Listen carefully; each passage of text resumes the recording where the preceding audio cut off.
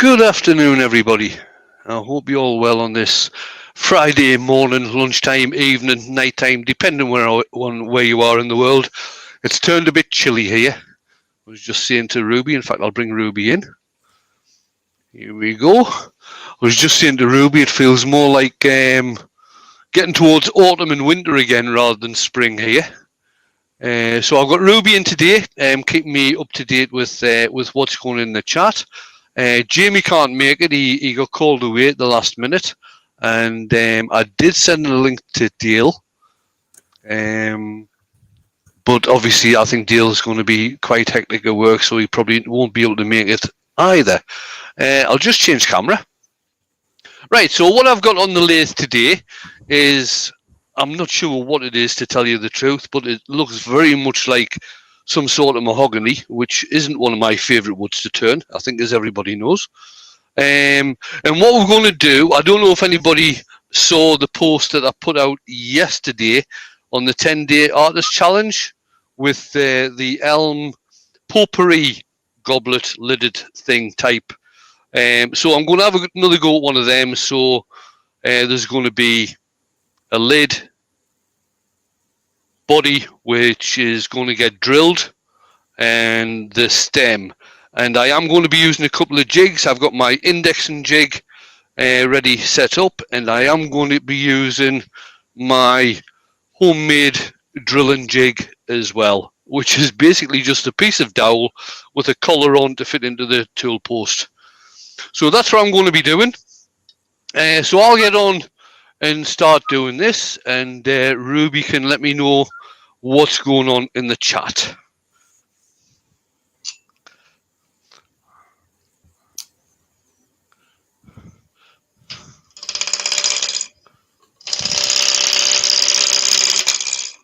Would you like me to let you know who's in? Yeah, please, if you don't mind, Ruby. Okay, I don't see where I can get a list of the people, but there's Terry Bartlett, Duncan the Curly Turner, Gerard the French Turner, Colin, Doug Miller, Barry Chitty, Chris Dodd, John S.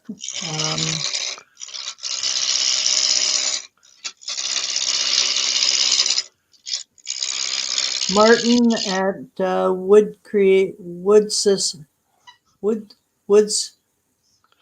Woody's Creations, Tommy's Workshop,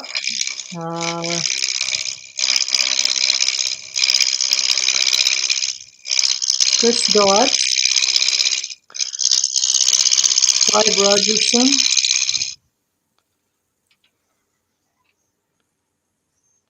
Just move that in a bit closer.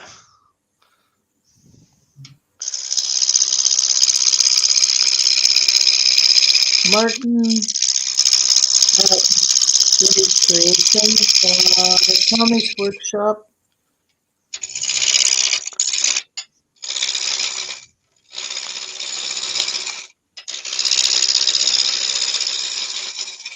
Robert Dolman,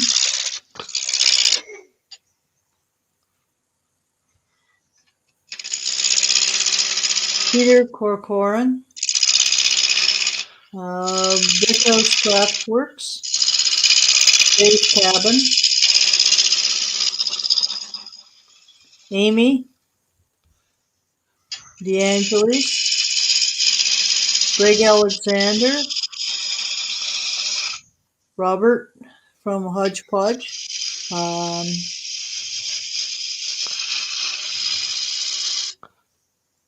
Keith from Circular Wood,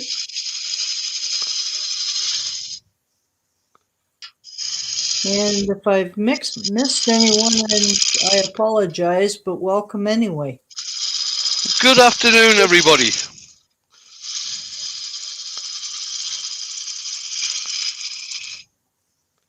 Feel free to ask any questions. If you could just highlight any questions with a couple of Qs. I'll ask one question. What dimensions do you have on the piece you're starting with? Right, it's 13 inches long by 3 inches diameter. Okay.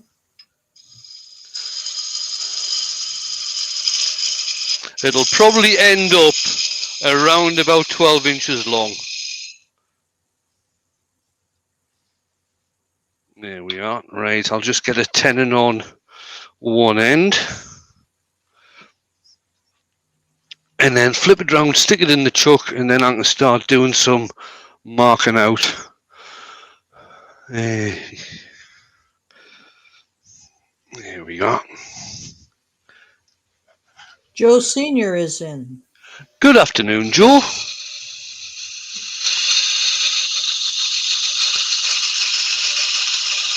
Rex B is in.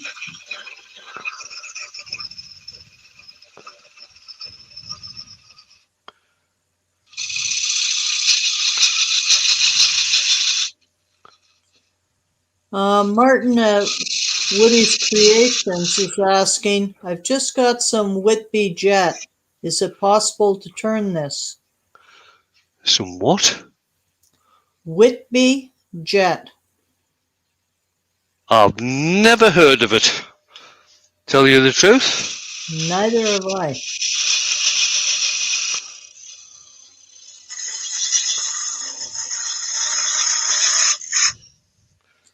There we are. And then Robert is asking, why a mortise? He says he knows the answer, but in case anyone is wondering. Right, I'm not using the mortise, I'm using the tenon. Ah, that would be my choice. No, this is spindle work. So the grain is running straight along this way. Yep. And if I try to put a mortise in and hold in the mortise, it's just going to split this out because it's not cross grain. Apparently that Whitby jet is fossilized wood. Oh, right. Okay. You ever if it's used it? if it's fossilized, I would think it's going to be quite hard. Yeah, you might want to use carbides on that one because it would probably have a lot of stone in it.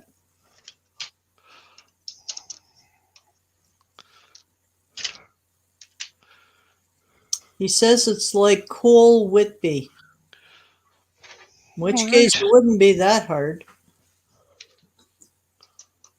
I'd say go for it and let us know how it works out. Yeah, exactly.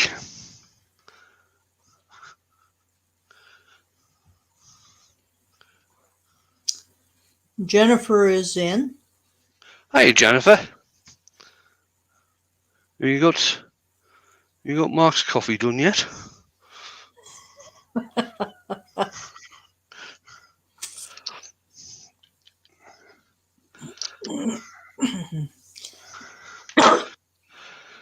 Right, so I'll do a bit of marking out on this.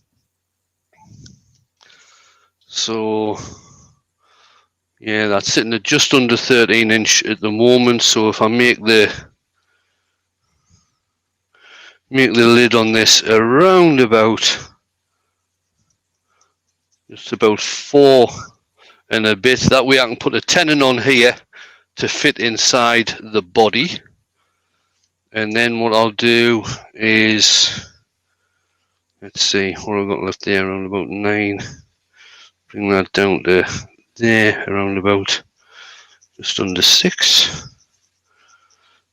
And then, so this is going to be the top. This is going to be the body. And this is going to be the stem. So I'm going to concentrate on the top to start off with. And what I'm going to do, I'm going to start off by putting a tenon on this. And the size of tenon I'm going to use is going to fit into a different set of jaws on another chuck. That way I won't have to mess about too much. And then I'll concentrate on doing sort of the finial top.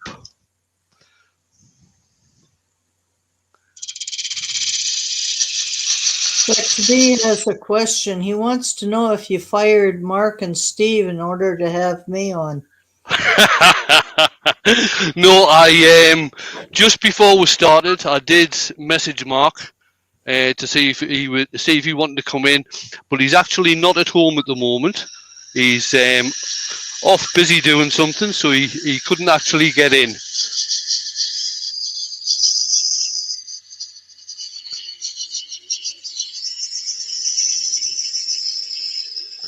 Now, Mark is the prince of earworming, so it'd be pretty hard to replace him. There we are. That's that done. And now I can concentrate on doing the lid before I actually get that part parted off.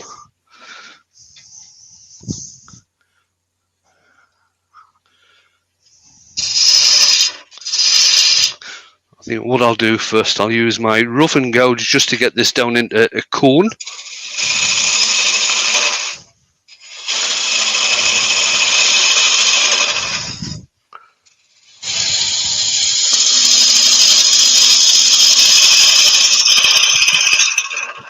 Robo is in. Hi, Robo.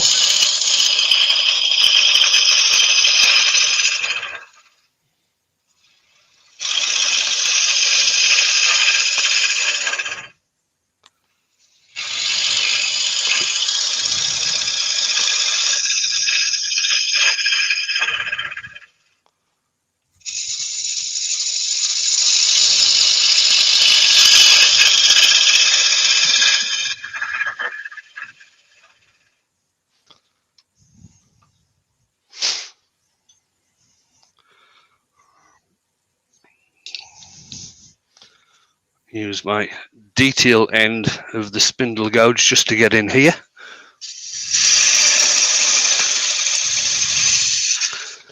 Jennifer is asking, what is the best wood to make a handle from? Ash, I would go for. All of Robert Sorby's tools have ash handles. Sycamore's quite good as well.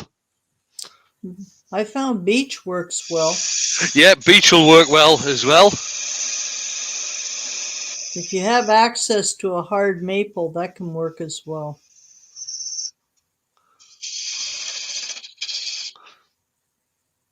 Woodworm Paul has joined us, Hiya, Paul. as has Steve Fleming. Steve. Let's concentrate up here first.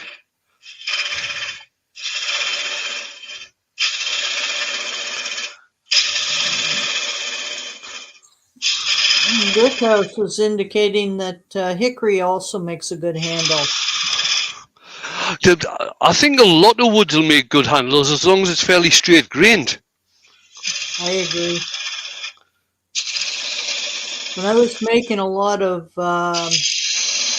drumsticks for a band in Toronto, hickory was the best choice of wood for that.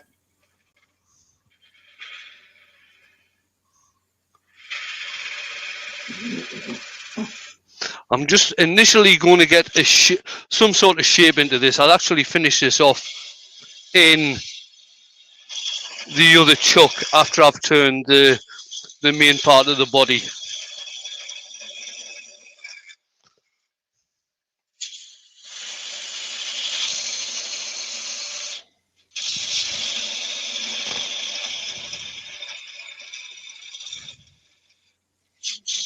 Steve Corley has joined us. Oh yeah. From the way he's saying good day, I take it he's from Australia as well. He And could well be. Lawrence has come in. Hi, Lawrence. Right, so I'll use my thin parting tool just to part this off. I know it's not finished, but we will get that finished later on.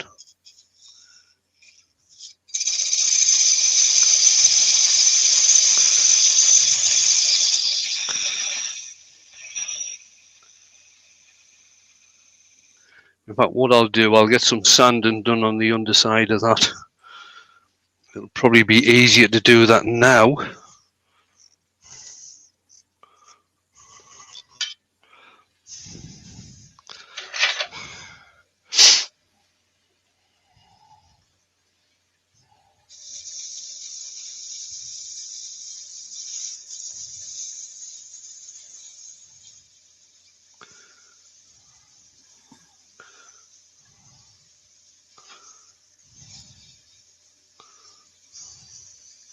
Steve says he's from West Oz.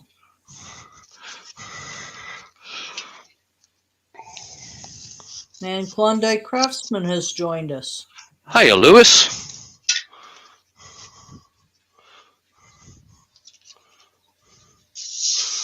Well, the first one I did was 120. This is 240.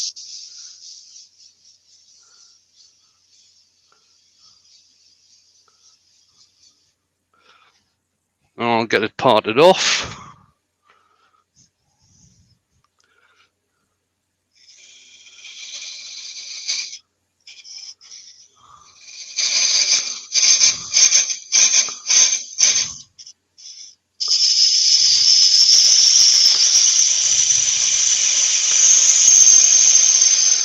Just opening up the cut a little bit so the tool doesn't bind.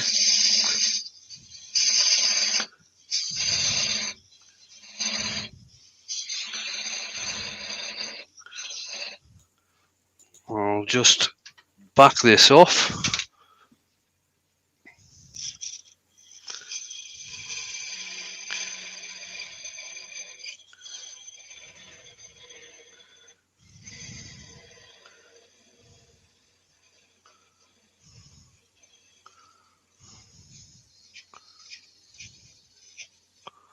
There we are. And get the bottom of that cleaned up using a sanding disc.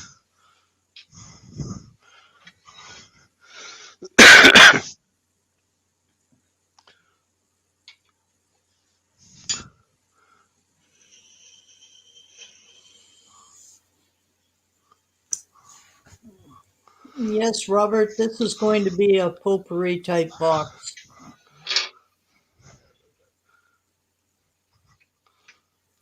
Hopefully. No, it will be. Of one form or another. Of one form or another, that's right. So I've got my pencil mark. I can just about see it. I'll highlight that a bit more. So this is going to be the body. So I'll just start forming this.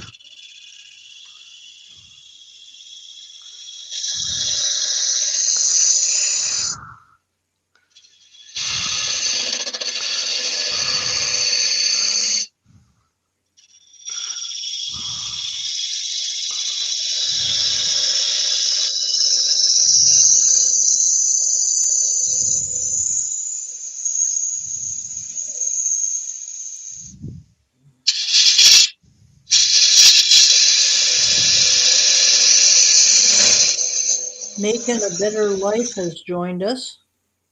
Good afternoon.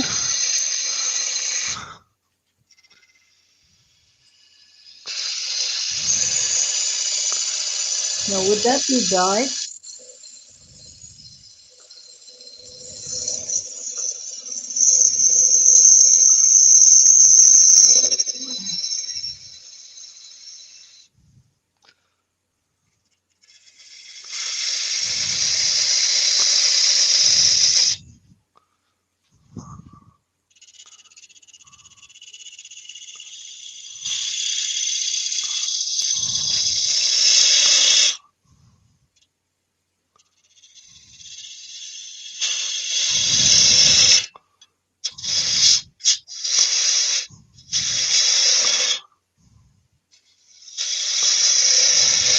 Thank you.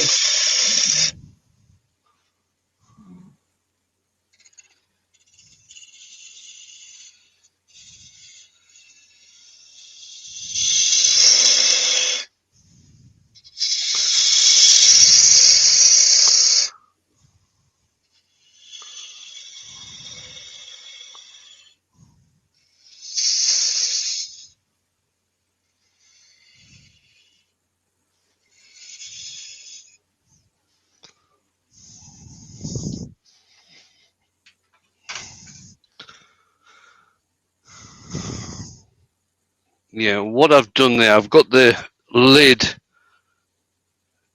diameter slightly smaller than the base, which is what I'm after. I'll just curve this in just a little bit.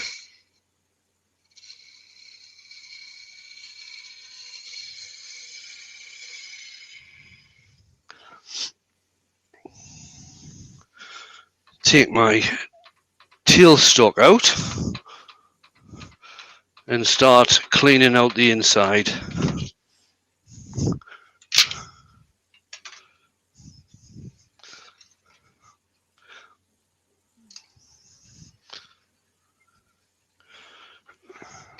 Tailstock out of the way. Excuse me, speaking to myself.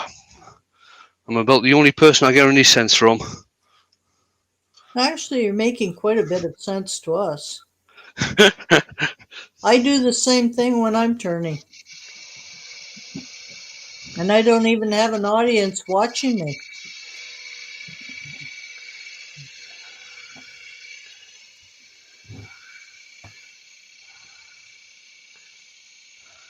There's not a whole lot of chat going on except everybody saying hello to everyone else. Right, I might just have made that too big. So I'll just clean that off and start that again.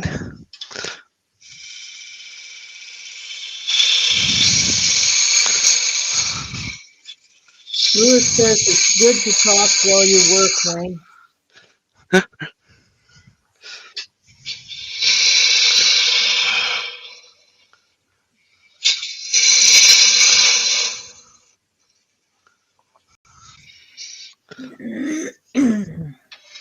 Dr. Bob has just joined us. He finally Hiya, got Bob.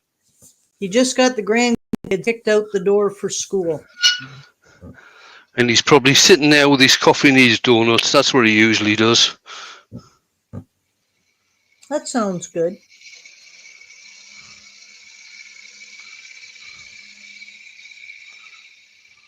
Stop that there this time. Robert, This is just the fiddly bit for getting the lid fitted.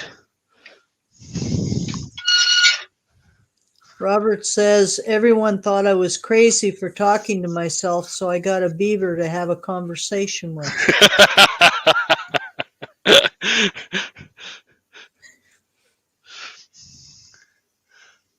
Perhaps we'll have to come up with something like a Harry for you.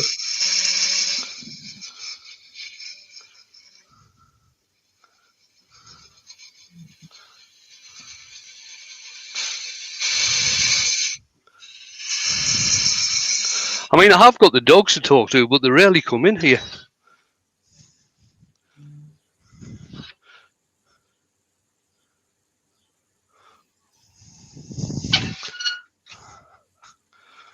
It always tends to be the fiddly bit, this getting the right size for the lid.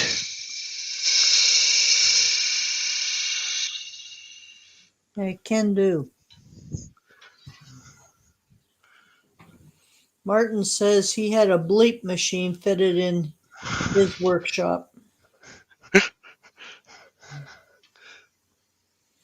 Oh, Robert says you've got Drilly you could talk to. Well, that's true. I've got Brushy now as well. Lewis would like to know if you could change the camera angle. Oh, sorry, Lewis. And Douglas Mungham has joined us. Hi, Douglas.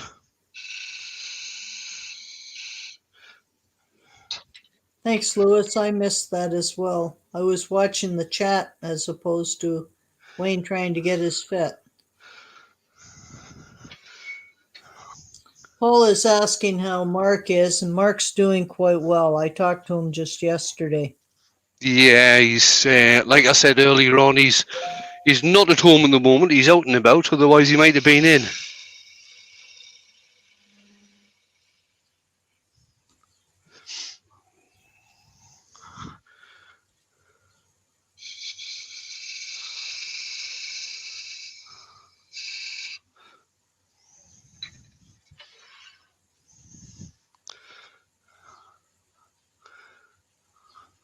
It's just about there. This is going to be another one of them. Just one more cut.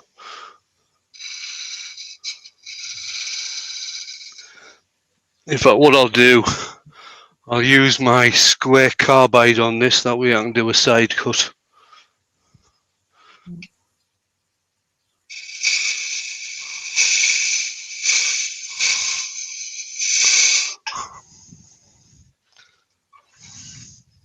Robo says he's at making.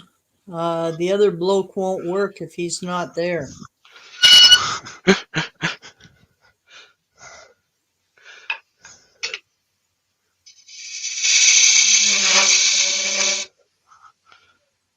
Real Simple Things and Steve Ellis have joined us. That'll be Barry. Hiya, Barry. Must be on his lunch break at work. And Larry has joined us. Hiya, Larry.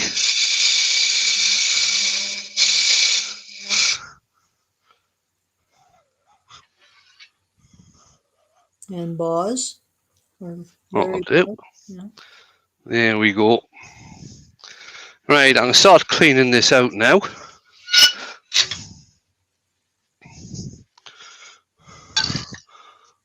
So what I'll probably do is drill it out to start off with.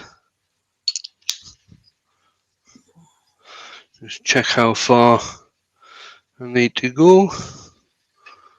Yeah, it will fit around about there.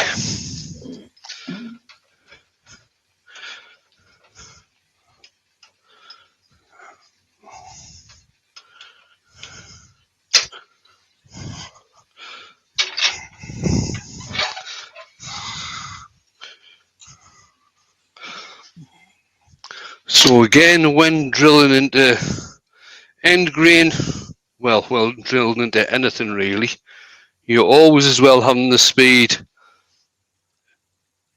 under 500 and try and make sure that your drill is very sharp. That way you'll end up not burning the wood.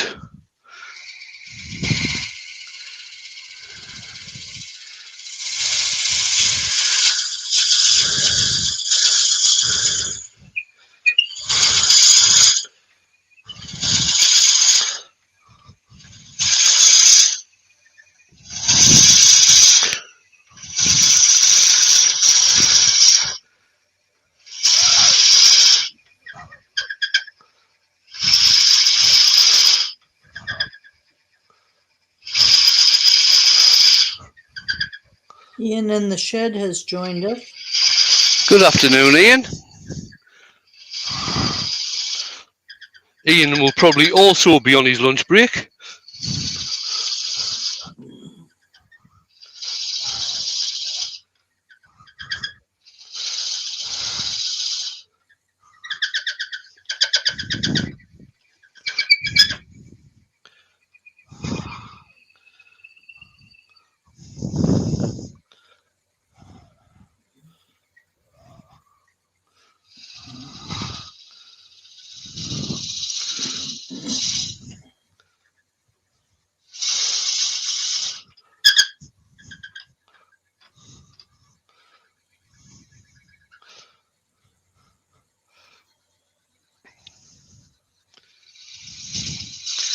There we are, I think that will do that.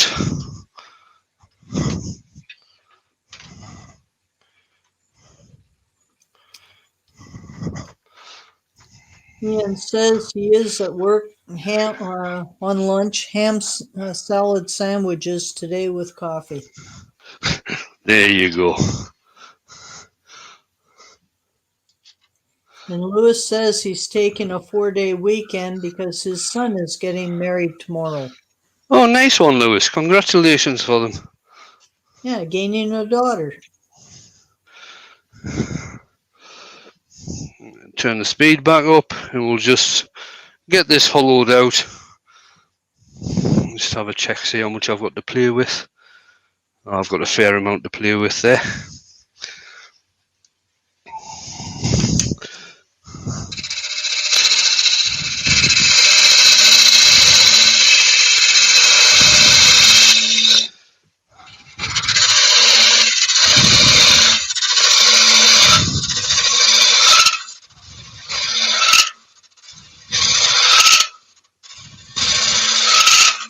Sidley 61 has joined us.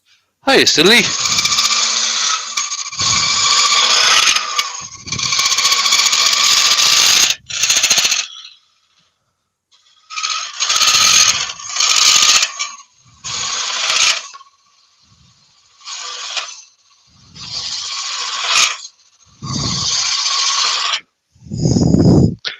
Let's get some of this shit. Sorry? Are you going to drill some holes in the side like you did on the Yes, other one? I am. If you were to do that first, wouldn't that make it easier to determine your wall thicknesses? It would, but what I've also found, because what I'm going to be doing, I'm probably going to be doing 2 lots of around about 10 mil holes, and I'm going to be doing a series of smaller holes as well. And what I have found with when drilling them first is that sometimes it can all rip to bits when you're cleaning the inside out. Ah, good to know.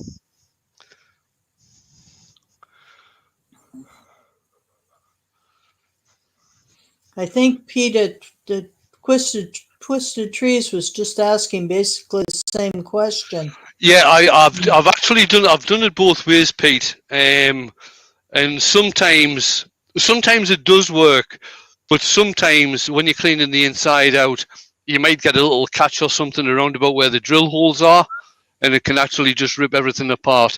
That happened to me in a live when I was doing a Christmas ornament one time, and I drilled the holes first.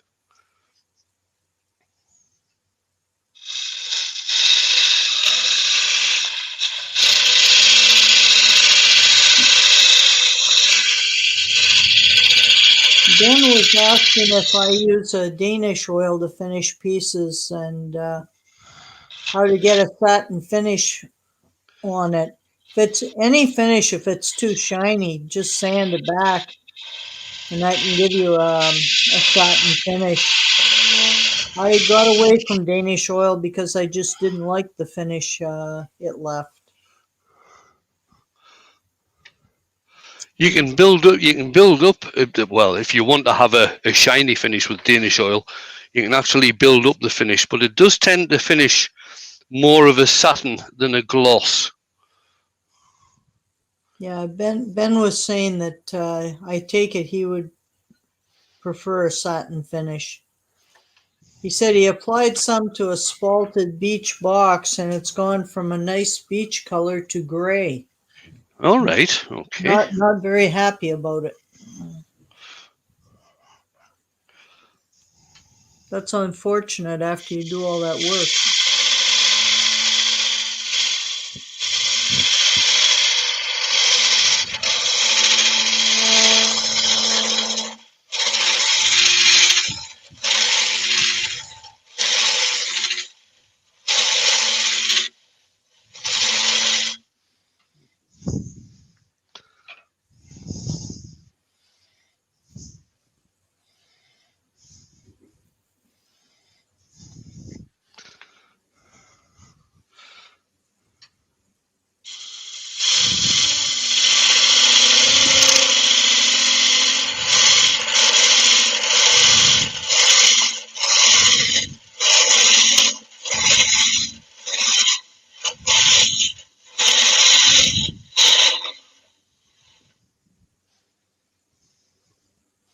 Dewey Shed has come in.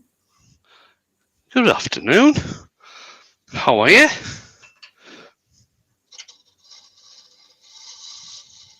And Barry is off again to work. He's got to pick up the grandchildren for the weekend.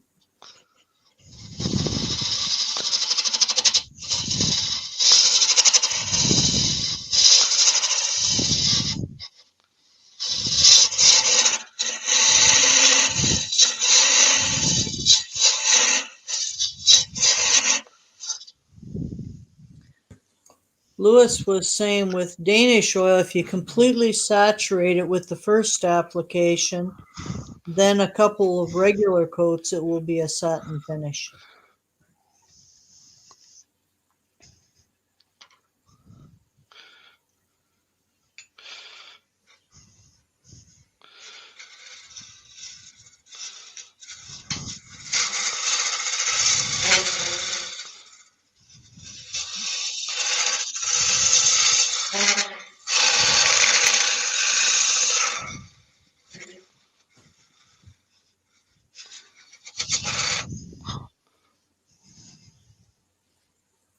That's better.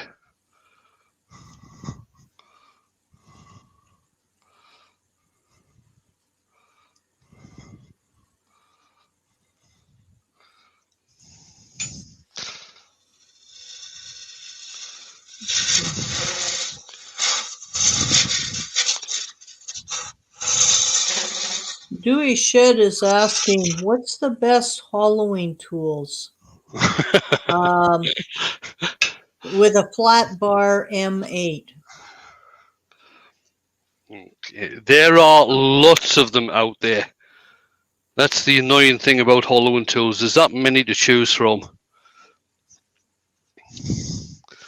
I've got a couple that I like. I like my Robert Sorby one. The only thing, well, a couple of things I don't like about it is that it's got an interchangeable head. And because of that just over an inch that you've got there, you've got to have the tool rest further back.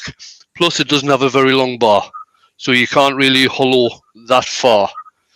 I like the Simon Hope hollowing tool, which is a flat bar, and that's got an 8mm cupped carbide cutter on it, which is set at a 45-degree angle. That's quite a nice one.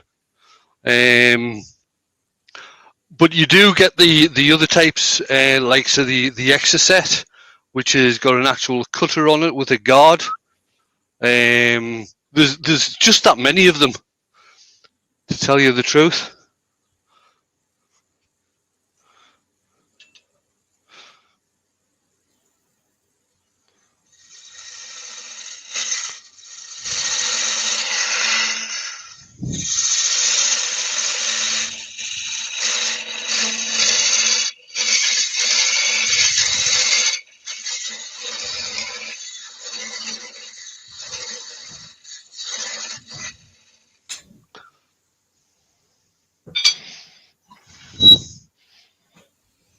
Peter Twisted Trees was saying that he recently discovered that Americans have different definition of Danish oil to us in the UK. All right. Ours is tung oil and drying agents. Theirs may be boiled linseed, tung or walnut. Okay. That's interesting to know.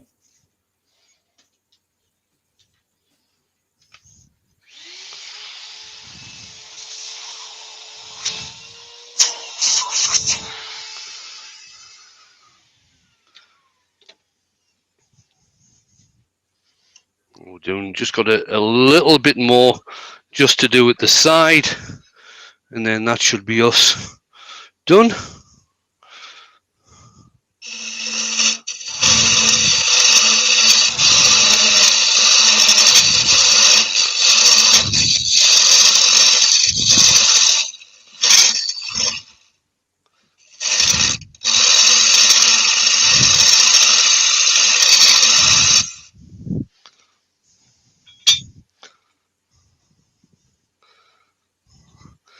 Right, I'll use my Sorby one just to give that a clean up to get rid of any ridges in there.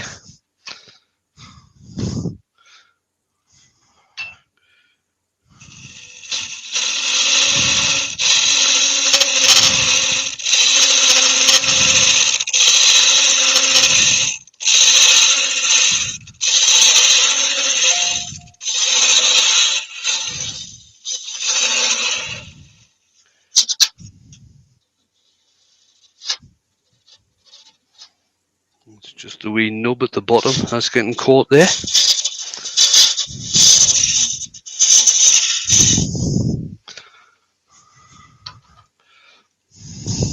Robo is saying that he lets the Danish oil dry before applying lacquer to allow time for it to completely gas off. Yeah, I've heard, Robo, if you leave it for 3 days, you can apply lacquer to it. This was something that was going on the other week, Ruby. Oh, okay.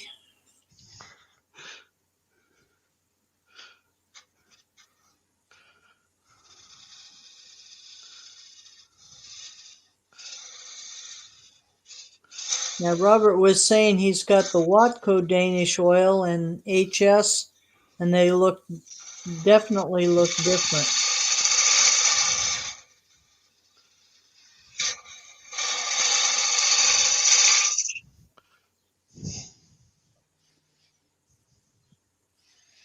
Right, could still do with a bit more out of the side there. That's still a bit thick, but time is moving on. Just give it a quick clean out. Robo is saying that Watco or Rustin's is the best in his humble opinion. Yeah, whenever I'm using Danish oil, it does tend to be Rustin's that I use.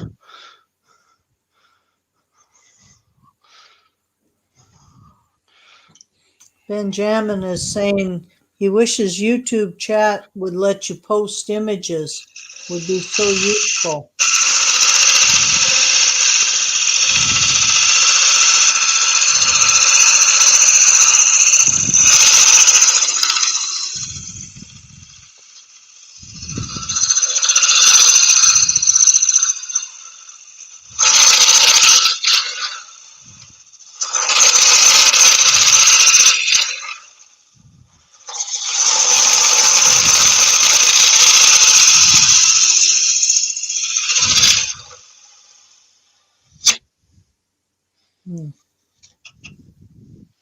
JP is saying, I've heard that Robo is a big advocate of using carbides in his pen training.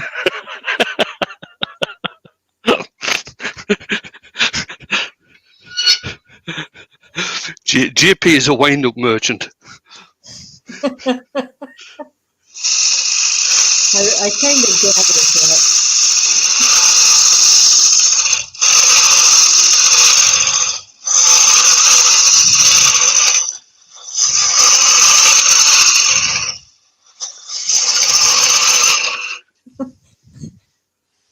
Robert is saying that JP is about to start getting pains as Robo gets out his voodoo doll.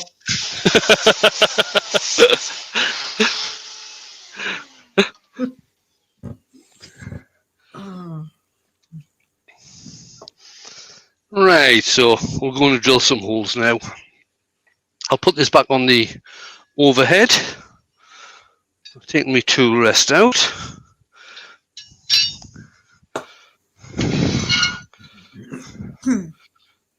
Get my jig set up.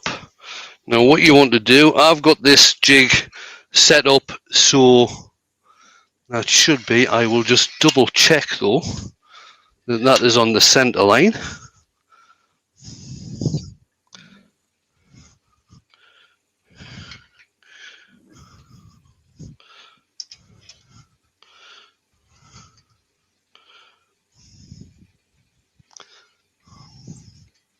And it's not, so I'll just adjust this collar.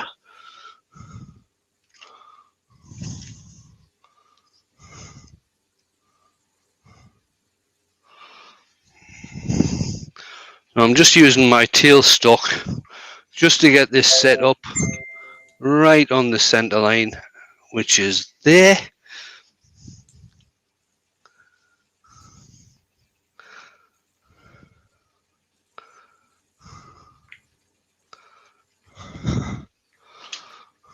And then what I'll do, I'll bring it in. And what you're trying to do when you're doing this is I'm going to be drilling into the side here, the top there, that's where I'm going to be drilling into. So you want to try and get your jig lined up so it's at 90 degrees to that area.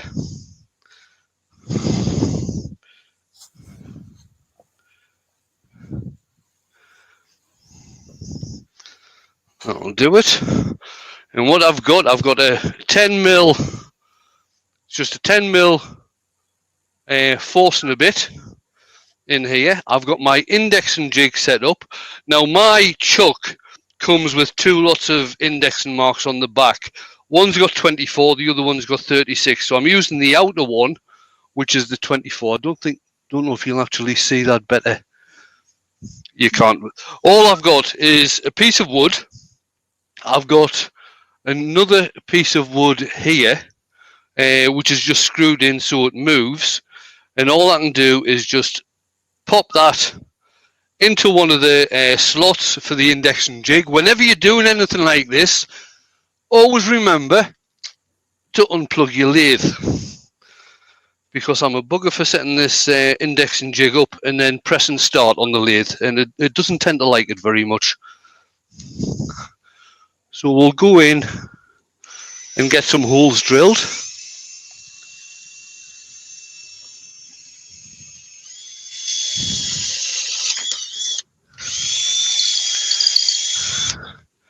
The first one, and I'm going to put 12 on this, so I miss out a slot, go to the next one.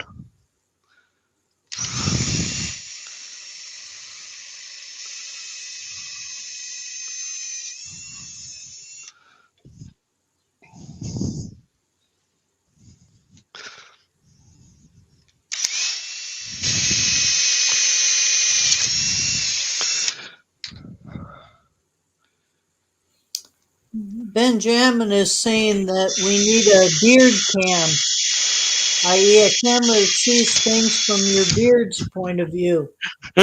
Or a head cam, I guess, but a beard cam is cooler. I'd have trouble with a beard cam. I could actually tie the camera onto my beard with my beard.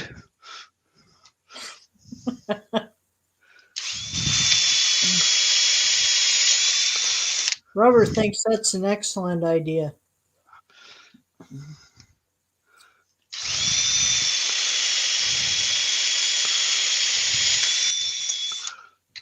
Fred Gilliver has joined us. Hey, Fred.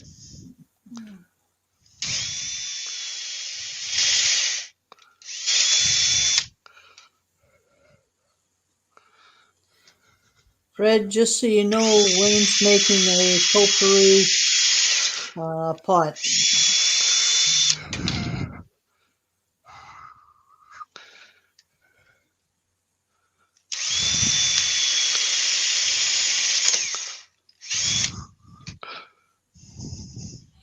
Oh, Clive's got a good idea. I could get a false beard.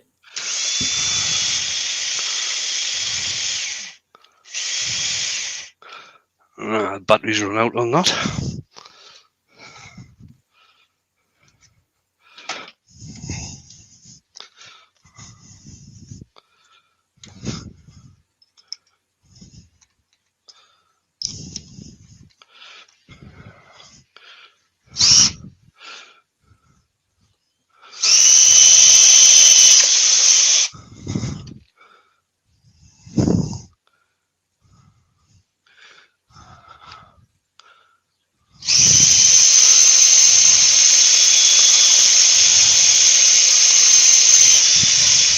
Clive says he hears JP wears a false beard with secret cameras. And Pete asks, Clive, have you been watching Life of Brian again?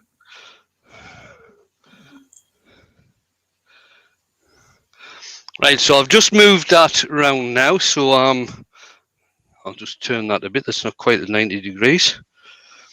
So now going to put a series of holes around here, and I think what I'll do with this one is offset them. So I'm going to move this index and jig around one, and then I'll be doing every other one after this. So these will be a bit offset from the top ones.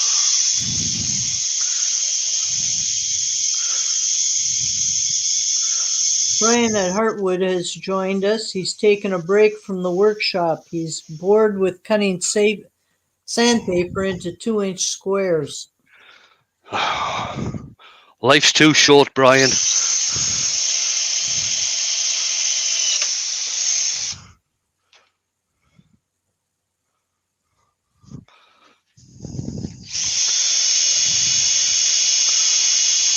Larry is asking, Wayne, how do you come up with ideas for all the projects you do? Oh, it's difficult. It is very difficult. Ruby and I were talking about this last week, and with doing 3 lives a week, it's very difficult to stop copying what I've already done. But I actually first started making this type of vessel way back in the 1990s. That was the first time I started doing these. And I've just noticed this piece of wood's got a crack in it.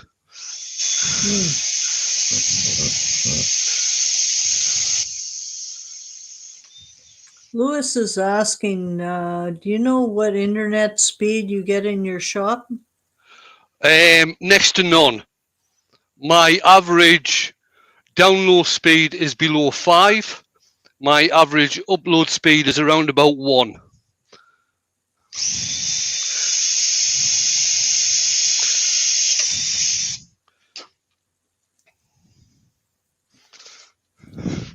I'm just waiting for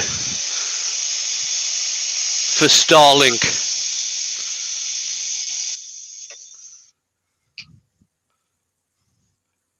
Well, I'm waiting for it to start happening here, and then I can order it.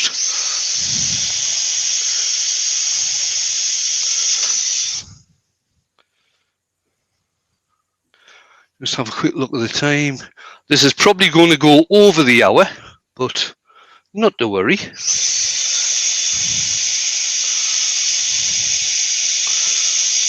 No, you're not too bad.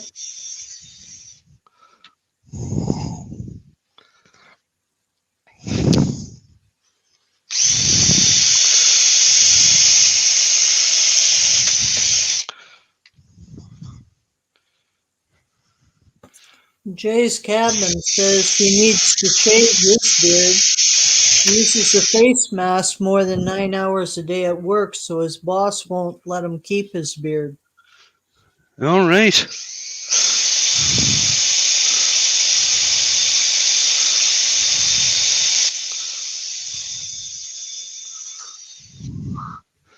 Right. Should we just stick with the 2 sets of holes, do you think, or what? Either way. I think we will. Yeah. Or I could put a set of smaller ones right in the middle. About in the middle? Yeah, it's about in the middle. Just change the drill.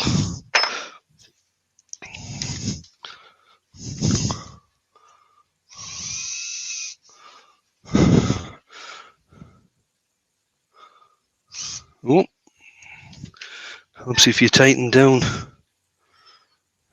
the tool rest.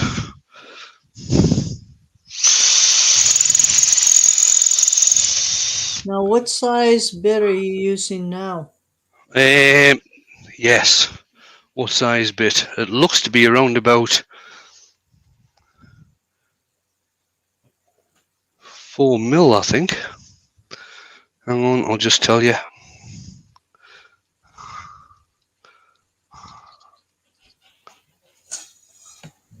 Yeah, 4.5 mil.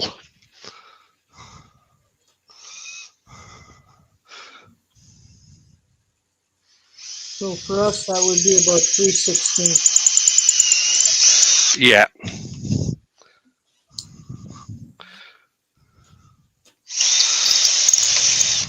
Now, Robo just asked, will you have to change your jig as well? Or are you using the same jig?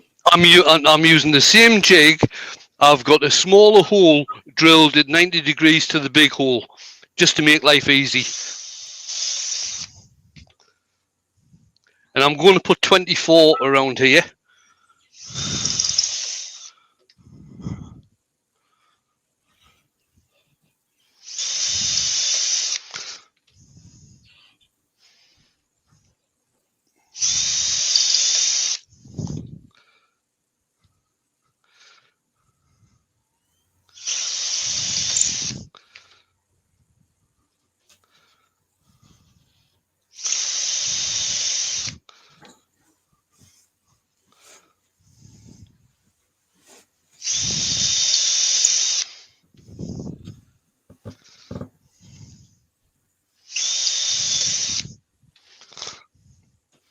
The other thing I could have done was used the jig I made for the Dremel with a cut-off disc and actually put saw marks in between the 2 holes.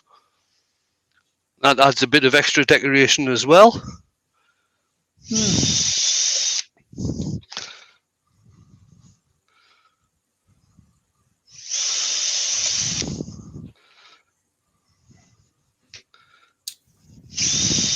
Colin was saying he just looked at the Starlink info, and boy, is it expensive.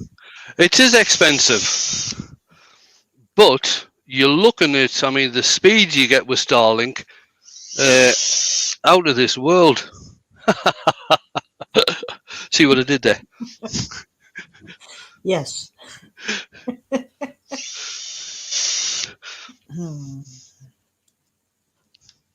I'm here all week. Sid has come in and apologizes for being late. Oh, you're fine, Sid. You're fine. I'm only about halfway through. This is taking longer than I expected. Robert says he sold his router table because he only used it as a table, and he'll save the money for the upcoming wood turning symposium. Oh, nice one. Or he might get a sandblasting cabinet. If that's for sandblasting wood,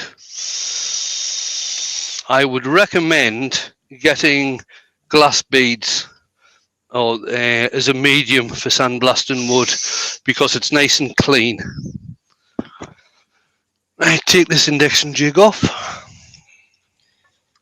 Douglas is asking, could you use a texturing tool to put a pattern between the holes? I probably could, yes. There's no reason why I couldn't. Put that over there. No, I'll finish off the stem.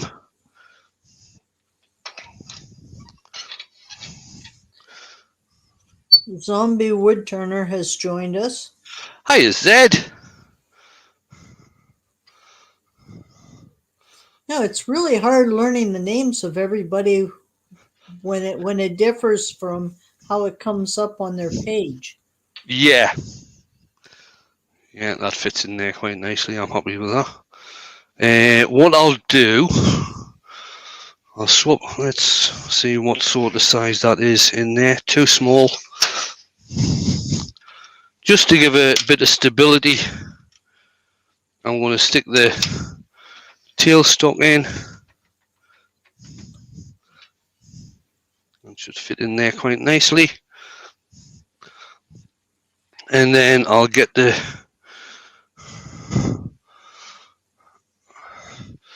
shape in the stem. And it always helps, after you've done all that drilling, it helps if you plug the lathe back in for when you want to start it. Well, you had a good reason for unplugging it.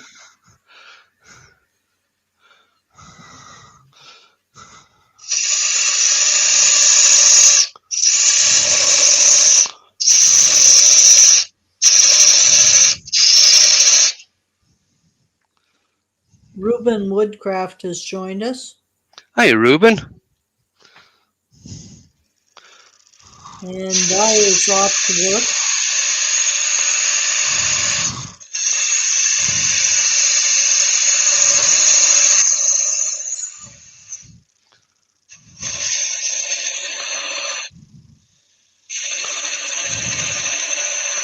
Brickhouse says he prefers the glass beads for blasting as a blasting medium for everything, not just for wood. All right, okay. The reason I said the glass beads is that the aluminium oxide medium is very dirty, and it does tend to mark the wood.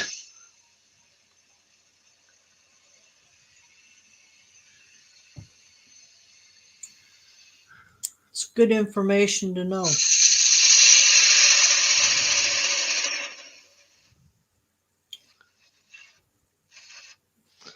I'll just use the detail inside of this just to finish off in there.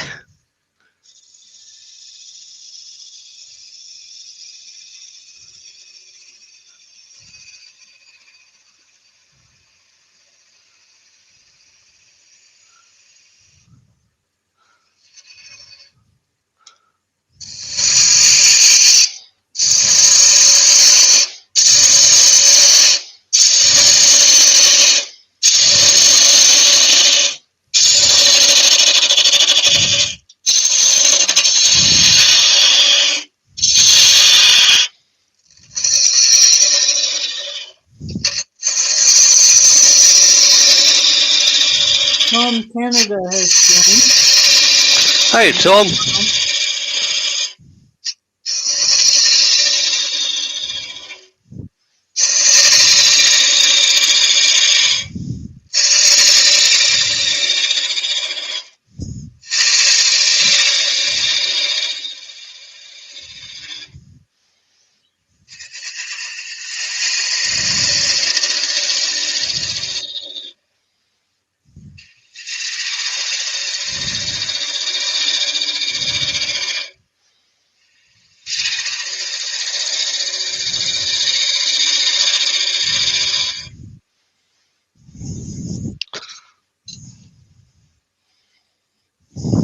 Mike Doyle has just popped in for a few minutes. Hey, Mike. Hopes all are well and enjoying life. Definitely.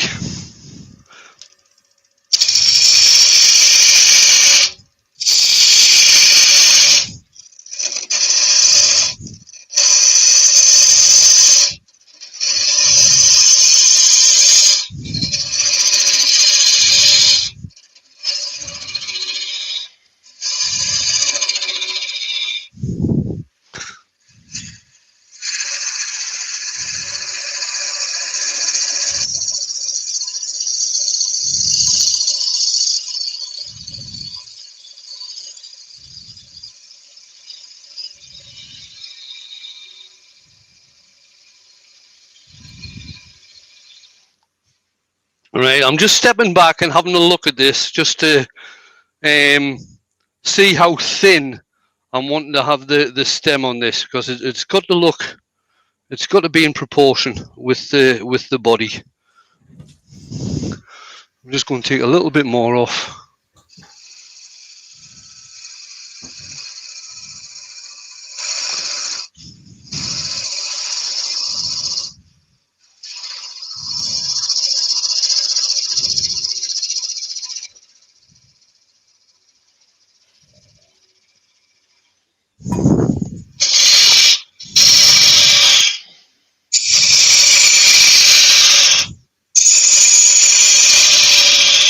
Crackerjack says he had 4 inches of snow this morning in Montana. It was 80 degrees Fahrenheit on Tuesday. They'll be having the heater on in the workshop trying this piece out. Crackerjack, it sounds like you're getting some of the same weather we had here in Canada for a while. One day you're in your winter clothes and the next day you're in your summer clothes.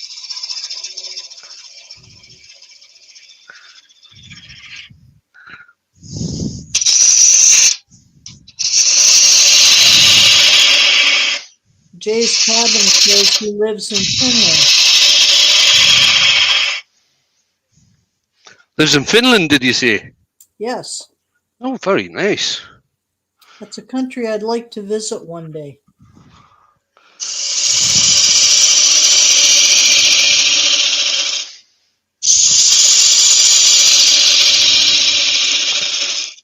I'm just going to clean some of the bottom here so I can get somewhere to part it off. And you don't want to have it too close to the chuck. Ruben was asking, is there something inside the goblet to support it or just the live center? Just the live center. That's all. Yeah, sometimes you could turn a small piece of wood to fit in for the live center to go against.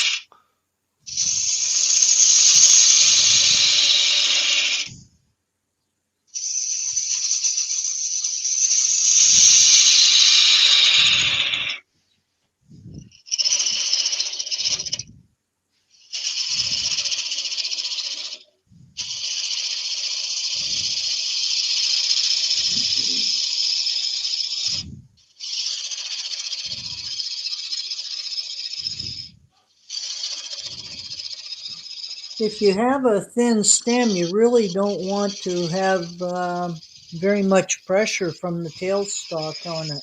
No, not if you're going really thin. This isn't exceptionally thin, but I think it does look in proportion. I agree.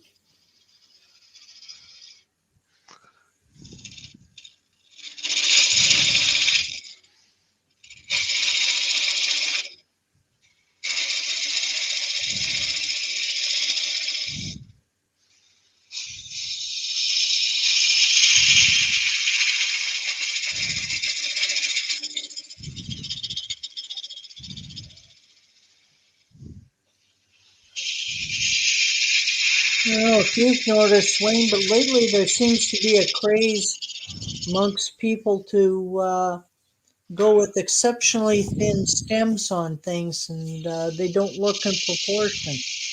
No.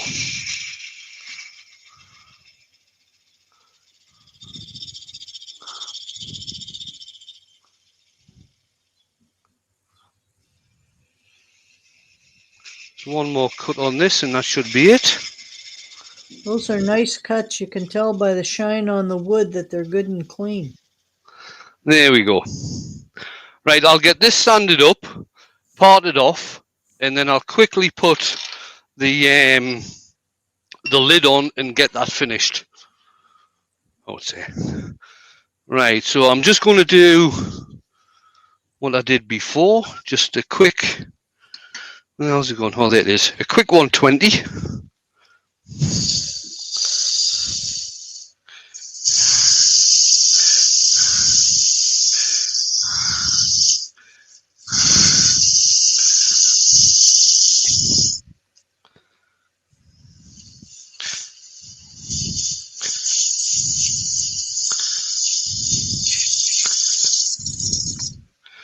Have a look at that.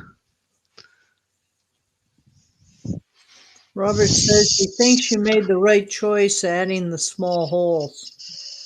Thank you. Yeah, I would agree with that.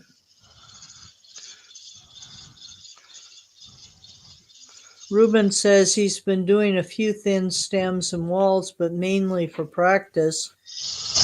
He really doesn't like the look of a thin stem.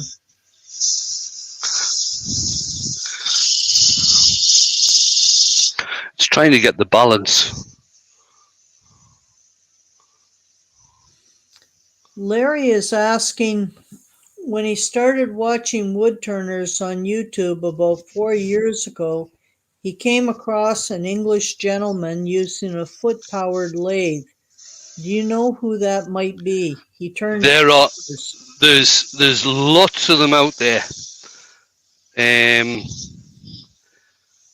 That's now there's two different types. It could either be a pole lathe, and with the pole lathe, because of the way it works, you cut as the wood is going towards you. Then when you release, it goes back, and then you cut as it comes towards you. That's how a pole lathe works. The other type of foot-operated lathe is a treadle lathe. Now, a treadle lathe, it's got like an old-style sewing machine pedal that you have, and it's got a great big flywheel on one end, and that basically powers it around the same as an electric lathe does in the one direction. They were used a lot in occupational therapy departments, and I think the one that I refer people to is called the Jarvik lathe. Jarvik, I think it is. Or no, Jarvik, Jarvik lathe. That's a treadle lathe. One of the best guys I ever saw, and this was again back in the 90s when, believe it or not, over here in the UK, they used to fill one of the big exhibition rooms at the NEC just purely for wood turning. It used to be an annual wood turning show, which was run by GMC, the Guild of Master Craftsmen, who produced the Wood Turning magazine. And there was a guy there from Yorkshire called Phil Reardon. And what Phil had was a bike-powered lathe. So he'd actually sit on the bike would be on the stand, he'd sit on the bike, and the lathe was right in front of him across where the handlebars would be. So he'd actually be pedaling and operating the lathe at the same time. I saw one when I was in France where the demonstrator would have a couple people from the audience sit and pedal bikes, and they would power his lathe. Yeah. And he'd have to tell them to slow down or speed up. Steve Ellis made a good point. The pole lathe is good for reverse sanding.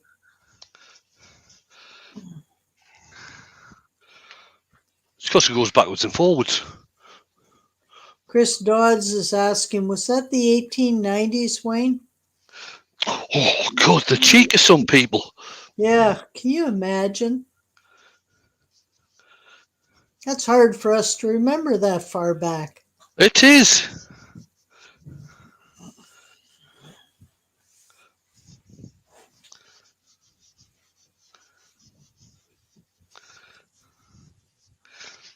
Now, I'll have to clean out all the drill holes of this because I've just put Yorkshire grit on there.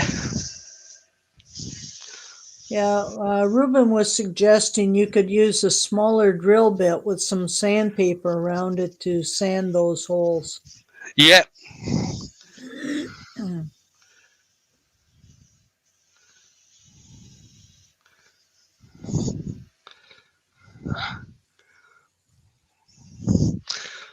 I'll just get my air gun out just shortly once I put a finish on this.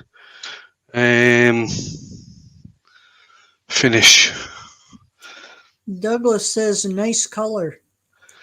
Thank you. Yeah, I think it looks good too. I did think about putting some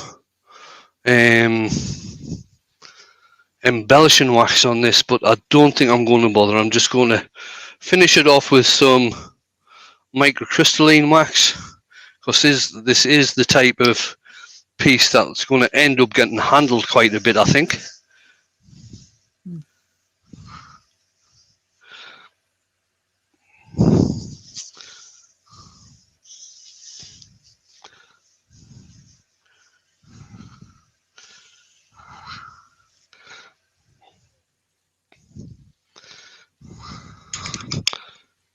A couple people have mentioned that Turner might have been Stuart King. Right. I've never seen Stuart King use a pull, to tell you the truth, but it could well be. He does tend to do a lot of country stuff. Stuart does.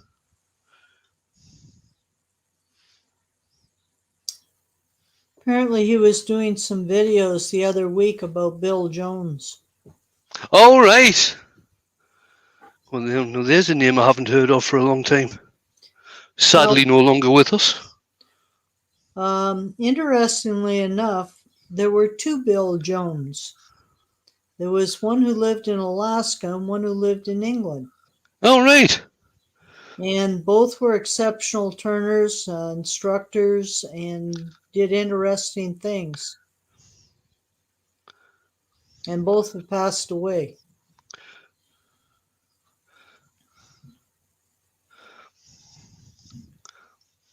Right, I'll get that cleaned out later properly. Right, what I'll do now, I'll just part this off, and then we'll get the finial done. How am I doing on time? Oh my God, it's 2:15.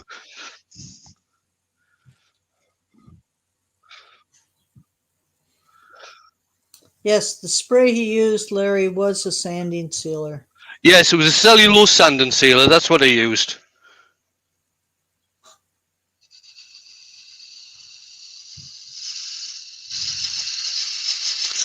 Right, now to part this off, I'll keep the tailstock there for the moment.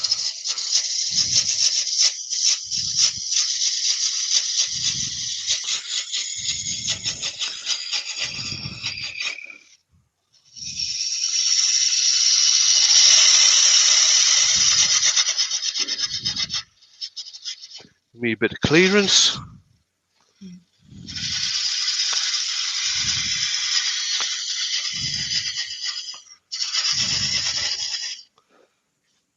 I'm going to turn the speed down a bit.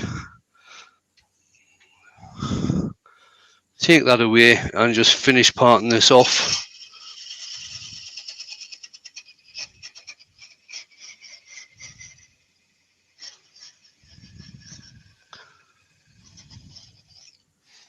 There we are.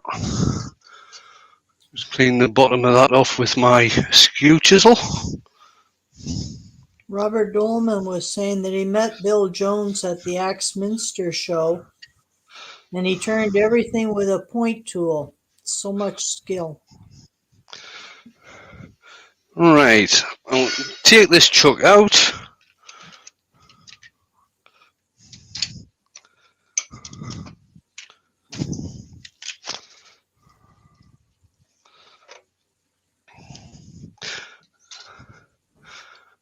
Put this chuck in.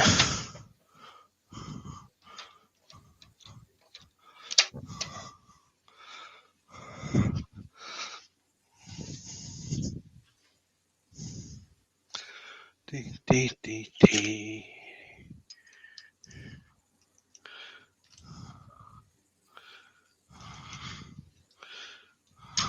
Oh,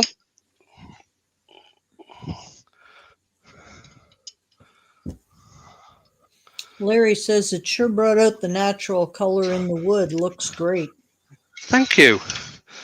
Right, just get this set up and quickly get this finial turned. Oh, that's a wee bit off. Didn't centre that probably, did I?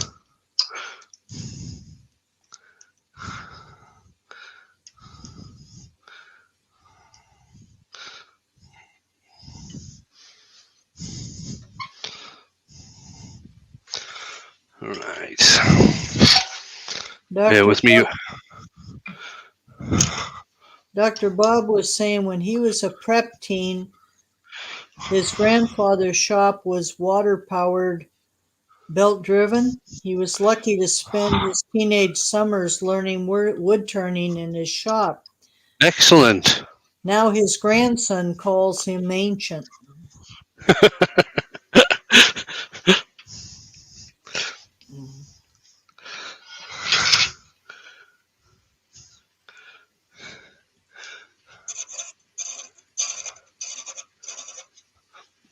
Drop that tool rest down a bit. Get this speed up.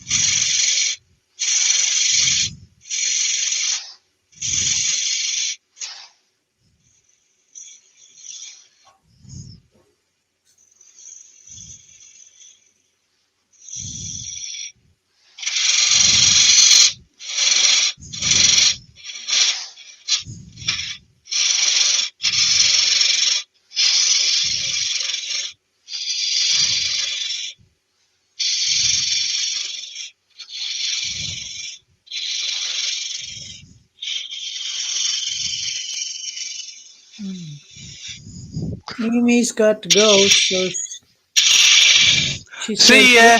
looks amazing, Wayne. Cheers, Amy. Larry says he's more of a naturalist. He hardly uses colors or stains.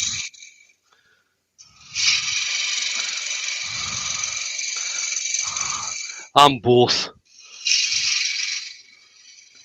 Chris Dodd says he learned to write on slate. He tells his grandkids he's from the Stone Age.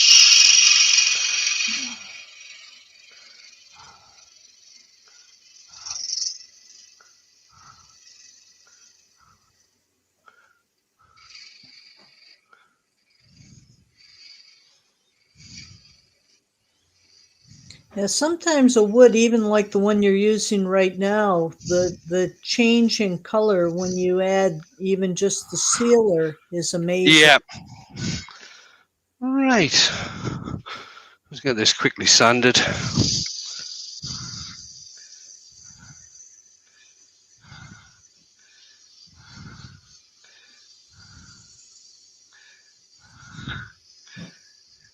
Terry Hooper has just joined. He said he'll catch up with the start later.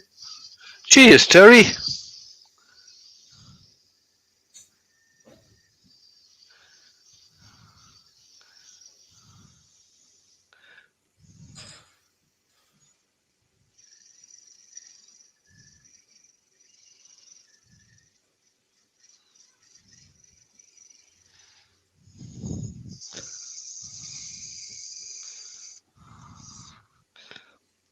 Ruben says he learned to write with a fountain pen, which is really hard as a lefty.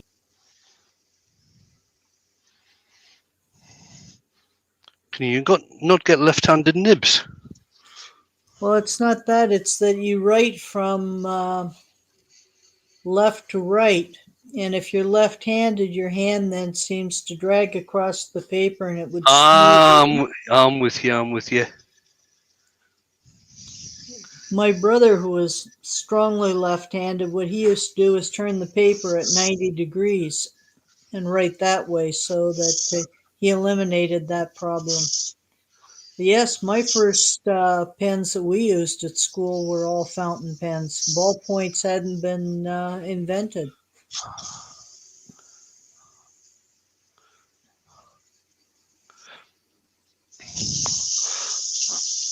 I still remember going to school and they had the inkwells on the desks. Yes, they did for me too.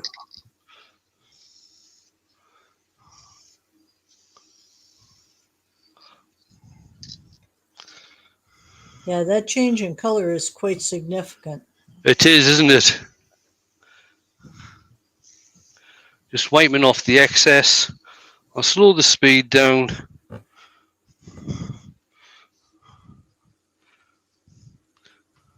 Put some grit on. Larry says he uses mineral oil on pieces to darken the wood before applying the finish.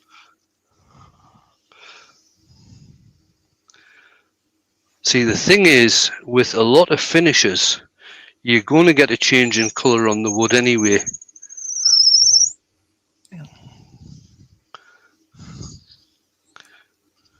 Hodge is saying, or Robert is saying, kids these days don't get taught cursive, at least here in Texas.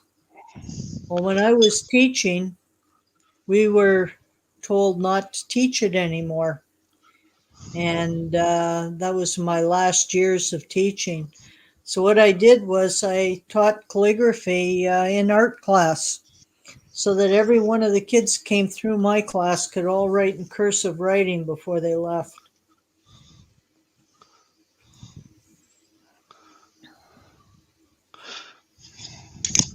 Now, Douglas is being really cruel. He says Wayne had hammer, chisel, and slabs of stone.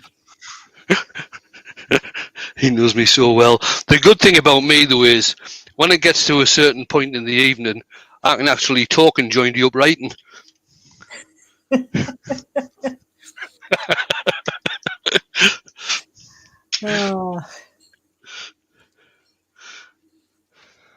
Dr. Bob says we would get in trouble when the girl on from you had long hair into the ink. And Brian said they had a slate with a wooden border and chalk at his primary school.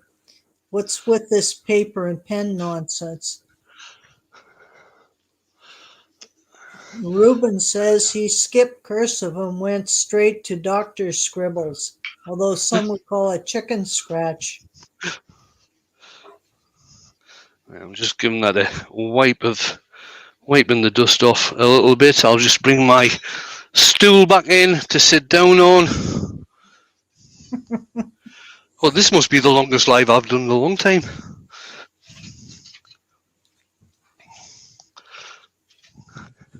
Change camera.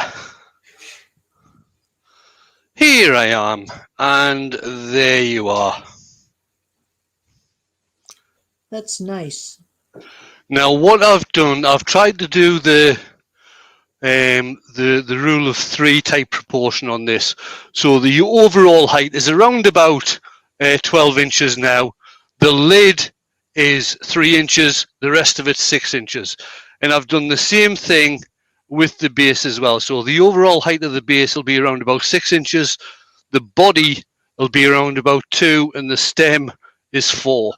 So I've that's what I've done there. I've tried to do the rule of 3, not rule of 3, but you know what I mean. So there we go, another little potpourri pot, and I'm sure this is mahogany. I'm sure it is. Yeah, it looks like it. Sometimes you can tell by the smell when you're turning it. I've only got one other piece of mahogany. It's not a wood that I like. It's just something that I found in the wood store this morning that fitted the size. So I'll bring Ruby back in just to finish off with. There Gerard she is is. saying that this piece is exquisite. Nice to see a change in your style. Thank you. I think the last time I did one of these, it was on a live, but I thought I'd do it again because that was last year sometime, and probably there are some people out there in the chat who haven't seen me do this before. So email, look at that, hour and a half. That's not like me. It didn't seem like an hour and a half. It seemed really quick, though. I try to keep my lives to an hour so people don't get bored. Well, I don't think anybody was bored on that one. So, thank you everyone for coming along. It was nice to see you all in again. I will be back on Monday. I'll have a premiere out on Sunday evening again, around about 6:30. I think Terry from TG Turning is on live tonight, standing in for Steve SK Crafts. It's Steve's wedding anniversary this weekend, so him and Nikki have gone away for the weekend, and good on them. Yes, definitely. So that's us. I'm going to hit the button. Enjoy your weekend when it comes around. I don't have weekends. Every day is the same for me. Yes, I have that problem too. I've just got to keep on finding ways to get out of. Oh, hang on, change of plan. Terry's not on tonight. Brian's just put in the chat there that Brian's on tonight. So pop along and watch Brian at Heartwood Turning. He'll be starting at. Well, if he's starting the same time as Steve, it'll be 7:45. Okay. So Brian's on tonight instead of Terry, who was going to be on instead of Steve. Anyway, we'll get there. It's Friday night. Enjoy Brian doing some turning. He is turning into a very good turner, and his lives are always interesting. Yeah, Ruben, never any weekend. All my days are the same. It's the joy of being retired. Right, I'm going to hit the button, and I will see everybody when I see them. Bye for now. Bye-bye.